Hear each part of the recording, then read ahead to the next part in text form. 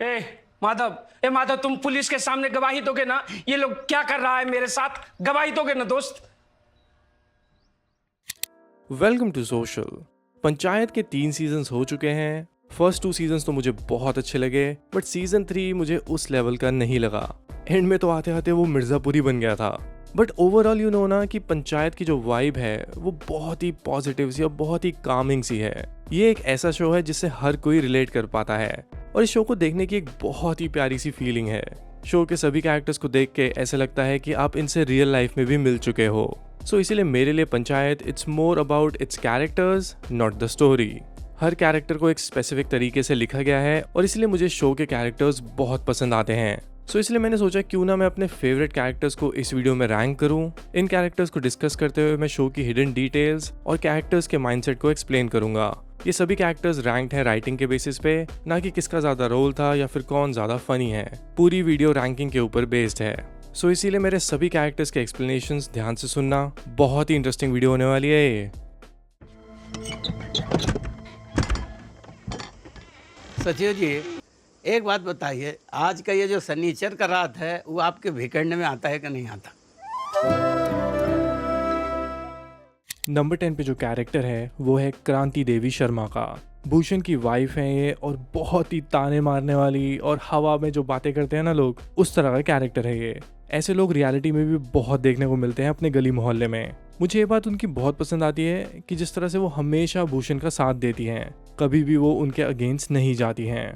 क्रांति देवी प्रधान और उनकी पत्नी से जेलस है क्योंकि वो कहीं ना कहीं उनके जैसा बनना चाहती है तो बहुत रूटीन कैरेक्टर, पर पंचायत की दुनिया में ये बहुत ही सही बैठता है। एक बार प्रधानी का चुनाव होने दीजिए, फिर देखते हैं कौन किसको बेल चट करता है। भर दो पर्चा, हम भी दिखाते हैं। हाँ, भर देंगे भर देंगे। नंबर 9 विनोद। देख रहा है ना विनोद, नंबर 9 पे कैसे डाल दिया है हमको। ऑनेस्टली क्या मज़ेदार कैरेक्टर है ये। बहुत ही प्यार से लिखा गया कैरेक्टर है विनोद का। एक तरह से उसे एक बहुत ही गरीब इंसान की तरह दिखाया जाता है और उसकी प्रॉब्लम्स इस गांव में सबसे अलग हैं। उसके पास रहने की ढंग से फैसिलिटीज़ भी नहीं है। आपको याद होगा कि जिस दिन उसका शौचालय नहीं लग पाता है वो कैसे रोने लग जाता है। जिस तरह से शो में विनोद को दिखाया गया है, हमें पता लगता है कि गाँव की हायरार्की में वो कितना नीचे है। वो वैसे तो हमेशा हंसी मजाक करता रहता है और कहीं ना बहुत रियल बातें कह जाता है। He is a kind of a person जो देखने में तो भूषण की साइड है, पर उसकी नेचर इतनी भोली है कि वो किसी का बुरा नहीं चाह सकता। इसी तरह की इनोसेंस होती है गांव के लोगों की। यही चीज़ मुझे विनोद के कैरेक्टर में दिखती है। हम विनोद। नंबर 8 रिंकी। बहुत लोगों ने शायद नोटिस नहीं किया होगा कि कितने यूनिक वे में रिंकी का कैरेक्टर दिखाया गया है।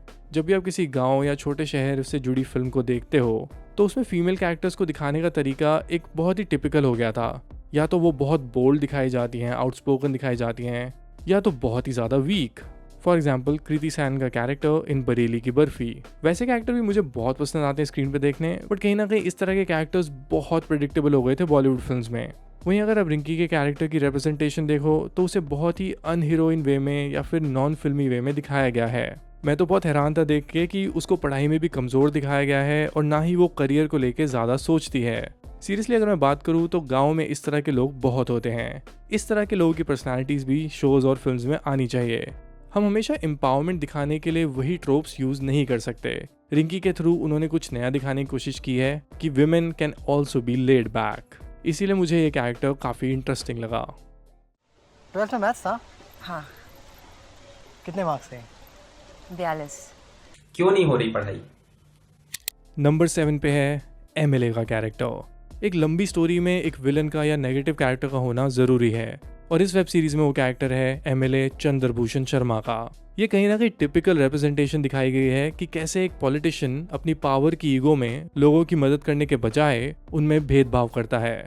सोच के देखो, अगर वो भेदभाव नहीं करता, सबको ढंग से ट्रीट करता, तो शायद कितनी सारी सिचुएशन शो में आती ही नहीं। इस एमएलए के कैरेक्टर के थ्रू आप देख पाते हो जो आम इंसान कुछ करना चाहता है सही तरीके से और सीधी तरह से सरकार से अपना हक मांगना चाहता है, उनको किस तरह के लीडर्स को झेलना पड़ता है। इन लोगों के सामने एक छोटी सी बात कैसे खून खराबा हो जाती है वो आप एमएलए के कैरेक्टर के थ्रू देखते हो। बट सबसे इंपॉर्टेंट क्वेश्चन ये है इस कैरेक्टर के बारे में कि क्या इसने सच में कुत्ता मार के खाया था? आपको क्या लगता है? कमेंट्स में ज़रूर बताना। देख रहे हैं ब्लड प्रेशर का दवाई खाना पड़ रहा है। सही बात है विधायक जी, कुत्ता मार के खाने का आरोप लग जाए। नंबर 6 पे है मंजू देवी का कैरेक्टर। गांव की ऑफिशियली वो ही प्रधान है, बट उनके पति ही सब डिसीजन लेते हैं गांव के लिए। एक तरह से उनको शुरू में तो प्रॉक्सी प्रधान की तरह दिखाया गया था। राइटर्स आपको यहाँ ये दिखाना चाहते हैं कि गांव में ये सब कितना इजीली चलता है। लोगों को पता है कि मंजू देवी प्रधान है, पर उनकी जगह काम उनके पति करते हैं और किसी को कोई फर्क नहीं पड़ता है, और ना ही ये चीज मुद्दा बनती है, क्योंकि गांव में सब काम इसी तरह से चलता है। मेरे लिए मंजू देवी का कैरेक्टर तब बहुत इंटरेस्टिंग हो जाता है जब उन्हें सच में प्रधान बन के वो काम करने पड़ते हैं। राइटर्स ने बहुत ही रियलिस्टिक वे में इस कैरेक्टर को दिखाने की कोशिश की है। वो जब घर पे होती हैं तो वो घर संभालती हैं, और साथ ही साथ कितनी टिपिकल इंडियन मदर्स की तरह वो अपने बच्चों को शादी के ताने मारती है या पढ़ाई करने के लिए टोकती रहती है। और कहीं ना कहीं जब उनकी जरूरत एज अ प्रधान होती है तो वहाँ पे भी वो सही डिसीजंस ले लेती हैं। एक तरह से मंजू देवी का कैरेक्टर एक ऑलराउंडर है, और इसी तरह की रिप्रेजेंटेशन हमारी सोसाइटी में ज़्यादातर औरतों की भी है। इसलिए मुझे मंजू देवी का कैरेक्टर एक काफ़ी स्ट्रॉन्ग कैरेक्टर लगता है। रोड के लिए भले ही फंड लगता हो विधायक जी, लेकिन अच्छे बर्ताव वाला इंसान बनने के लिए फंड नहीं लगता। अब चलते हैं मेरे टॉप 5 फेवरेट कैरेक्टर्स पे। नंबर 5 पे है भूषण। भूषण पे सबको गुस्सा आता है और अभिषेक जी उसको थप्पड़ तक मारना चाहते हैं, बट अगर आप ध्यान से देखो तो उसने हमेशा किसी जेन्युइन प्रॉब्लम पे ही इश्यूज बनाए हैं। एक पक्की रोड ना होने वाला इशू या फिर घर की अलॉटमेंट वाला इशू, भूषण ने सही चीज़ों पे ही सबका ध्यान खींचा है। जब भी भूषण स्क्रीन पे आता है ना तो मैं हमेशा सोचने लग जाता हूँ कि अब ये किस तरह से कोई कॉन्स्पिरेसी प्लान करेगा। इसका कैरेक्टर ही इस तरह से लिखा गया था कि जब भी ये स्क्रीन पे आएगा तो उसमें कुछ ना कुछ ये प्लॉटिंग ज़रूर करेगा।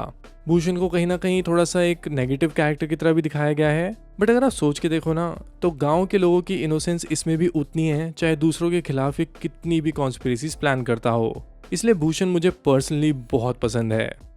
पापा फिर तो हम भी इनको वोट नहीं देंगे। एकदम बेटा, किसी को वोट नहीं देना है, बस 18 साल हो जाए तेरा। मनमर्जी चल रही है। नंबर 4 पे है प्रहलाद। प्रहलाद एक बाहुबली टाइप कैरेक्टर है, इन शॉर्ट गांव वालों का रखवाला। पर्सनली कहूँ तो मुझे प्रहलाद एक ऐसा इंसान लगता है जिससे मैं बहुत बातें करना चाहूँगा। वो इतने टाइम से अकेला रहता है, उसकी वाइफ भी मर चुकी है, सो इट एक्सप्लेन्स कि उसके लिए ये गाँव कितना ज़रूरी है। उसके बेटे के जाने के बाद हम सबको दुख होता है, और सीज़न 3 में जब हम उसे डिप्रेशन में देखते हैं ना तो कहीं ना कहीं हमें भी सैड फील होता है। और जैसे ही एक एपिसोड में वो अपने आप हंसने लग जाता है, आई एम वेरी श्योर कि प्रहलाद को हंसते हुए देखते हुए आप भी खुश हुए होंगे। ऑल ऑफ दिस एक्सप्लेन्स कि प्रहलाद के कैरेक्टर के लिए कितनी सिंपल राइटिंग रखी गई है, और चीज़ों को सिंपल रख के मीनिंगफुल बनाना बहुत मुश्किल चीज़ है। प्रहलाद सीरियसली एक ऐसा कैरेक्टर है जिसके साथ आप हैंग आउट करना चाहोगे, जिसके लाइफ एक्सपीरियंसेस को आप हमेशा सुनना चाहोगे। गांव थोड़ी बोरिंग जगह तो होती है यार। और क्या समझाता रहता हूँ मैं। क्या बोल रहे सिद्धार्थ जी? अरे प्रहलाद जी आओ आओ। अब यार मस्ती करने वाले आदमी साथ बैठे ही नहीं है, और फिर बोरिंग बोलने बताओ। मेरे फेवरेट 3 कैरेक्टर्स पे जाने से पहले मैं मेंशन करना चाहूँगा 2 और कैरेक्टर्स को जिनको मैंने इस वीडियो में ऐड नहीं किया है, but still they are very memorable to me. पहला कैरेक्टर है सिद्धार्थ का। सिद्धार्थ अभिषेक का दोस्त है जो फॉरेन कंट्री में काम करके आया है। उसके पर्सपेक्टिव से गाँव को देखना एक अलग ही एक्सपीरियंस था, और सीजन 2 के काफ़ी मेमोरेबल फनी मोमेंट्स उसके थ्रू आए थे। राइटिंग वाइज इसमें कुछ ज़्यादा नहीं है, सो इसलिए मैंने इसको ऑफिशियली इस वीडियो में ऐड नहीं किया, but still a very memorable character. इसके अलावा इससे ज़्यादा मेमोरेबल कैरेक्टर है गणेश का। ये वही कैरेक्टर है जो हमें चक्के वाली कुर्सी वाले एपिसोड में इंट्रोड्यूस हुआ था। वो कैसे एक चीज़ के पीछे पड़ जाता है और जिद करते हुए उसे ले ही लेता है, लिटरली वो रोने लग जाता है। सीजन 3 में भी हमें उसका एक मैच्योर्ड वर्जन दिखता है, बट आज भी वो अभी तक ऐसा ही है। सो कहीं ना कहीं ये कैरेक्टर्स भी पंचायत को एक यूनिक एक्सपीरियंस बनाते हैं, सो इसीलिए मैं इनको भी मेंशन करना चाहूँगा एज अ स्पेशल मेंशन। हम कोई चीज़ लेना चाह जाएं और ना ले पाएं, ऐसा हो सकता है? अब बात करते हैं मेरे टॉप 3 कैरेक्टर्स की। नंबर 3 पे हैं प्रधान जी। रघुवीर यादव ने क्या परफॉर्मेंस दी है इस रोल में। मैं सीरियसली उनको एक्टर की तरह नहीं बल्कि प्रधान जी की तरह ही देखने लग गया हूँ। अगर मुझे वो कभी लाइफ में मिले तो मैं कहीं उन्हें गलती से प्रधान जी ही बोल दूंगा शायद। बट राइटिंग वाइज अगर आप देखो ना तो उन्हें शो में एक पॉलिटिशियन की तरह ही दिखाया जाता है। वो कोई गाँव के मसीहा नहीं है, उन्हें वही पॉलिटिक्स आती है जो उन्होंने अपने आसपास देखी है। वो अपने सपोर्टर्स को लेके बायस्ड हैं, उनकी वो ज़्यादा मदद करने की कोशिश करते हैं, और कहीं ना कहीं उनमें एक मेल ईगो भी है जो बहुत जल्दी ट्रिगर हो जाती है। पर सबसे इंटरेस्टिंग बात यह है कि कहीं से भी उन्हें एक बुरा कैरेक्टर नहीं दिखाया गया है। पंचायत वेब सीरीज में जितनी भी सीरियस सिचुएशंस अभी तक आई हैं वो इवेंचुअली प्रधान जी की वजह से ही हुई हैं। ये कैरेक्टर बाकी सभी कैरेक्टर्स की लाइफ को इतना इम्पैक्ट करता है, 3 सीजन्स हो चुके हैं, हम आज भी उनके कैरेक्टर से कनेक्टेड फील करते हैं। प्रधान जी का कुछ और ही ऐसा है कि आप उनके रॉन्ग डूइंग्स को भी ना कहीं सही मान के बैठ जाते हो और आप उनका साथ देने लग जाते हो। पोच के साथ वाला थोड़ा मुस्कुरा भाई, बोलो सेल्फी, जोर से बोलो सेल्फी। नंबर 2 पे है अभिषेक, जिनका नाम अब लोग जानते ही नहीं, उनको बुलाते हैं अब हम सचिव जी। जितेंद्र कुमार वैसे तो ऑलमोस्ट जीतू ही हैं इस वेब सीरीज में भी, पर सबसे इंटरेस्टिंग बात उनके कैरेक्टर की यहाँ पे ये है कि उनकी दुनिया इस बार डिफरेंट है। अभिषेक का कैरेक्टर एक शहर में पला बड़ा इंसान है और उसको एक गांव में आके काम करना पड़ता है। राइटर्स बेसिकली हमको उनके थ्रू इस गांव की जिंदगी दिखाने की कोशिश कर रहे हैं। उसी तरह से हम भी इस जगह के लिए नए हैं। जब आप पंचायत देखना शुरू करते हो ना तो कहीं ना कहीं हर चीज एक पुराने वक्त की तरह फील होती है। लोगों की डेली प्रॉब्लम्स यहाँ पे कुछ और ही हैं। लोगों के कॉन्वर्सेशन के जो टॉपिक्स हैं वो बहुत अलग हैं। और ये सब हमें कैसे समझाया जाता है? अभिषेक के थ्रू। वो इन सारे लोगों को और इन सारी सिचुएशंस को नोटिस करता है और एज ऑडियंस हम उसके साथ कनेक्ट करने लग जाते हैं। अब पंचायत के 3 सीजन्स हो चुके हैं और हम देख चुके हैं कि कैसे अभिषेक का कैरेक्टर कितना बदल चुका है। अब वो शहर की लाइफ के पीछे खुद भी नहीं भागता बल्कि वापस गांव में आके काम करने लग जाता है। अगर देखा जाए तो हमें उसके कैरेक्टर के थ्रू दिखाया जाता है कि कैसे शहर में रहते हुए हम भूल जाते हैं कि असली जिंदगी को जीने का मकसद क्या है। उस गांव में आके कहीं ना कहीं वो ये चीज तो रियलाइज करता है कि वो जी तो रहा है बट सच में वो दिल से तो जी ही नहीं रहा था। अभिषेक का कैरेक्टर पूरी पंचायत के लिए बहुत इंपॉर्टेंट है। उसी के आने की वजह से चीजें यहाँ पे सही तरह से चेंज होना शुरू होती हैं। फ्रैंकली स्पीकिंग मुझे जॉब उतना भी बुरा नहीं लग रहा। 20,000 रुपये सैलरी है, गांव में पोस्टिंग है, गांव का नाम फुलेरा है। इसमें कौन सा ऐसा पार्ट है जो तुझे अच्छा लग रहा है? अब बात करते हैं नंबर 1 कैरेक्टर की और वो है Loki. I mean seriously, Loki अपना एक अलग ही कैरेक्टर है इस शो में।